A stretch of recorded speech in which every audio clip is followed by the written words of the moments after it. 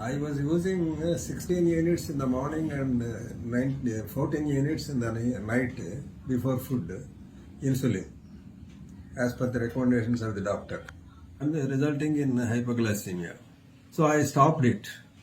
After taking 2 days this rice, I stopped taking insulin. Then another one day I took, then the rice were over.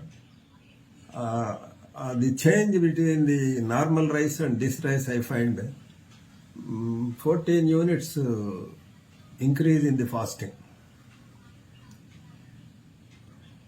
So thereafter, without medicine, it is increasing. So I started taking medicine again, and it was maintained at 150.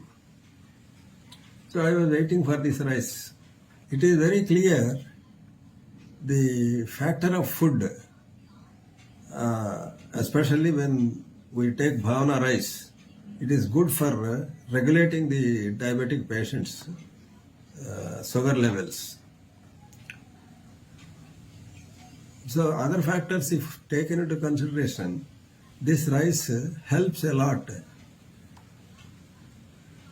to improve the diabetic patient.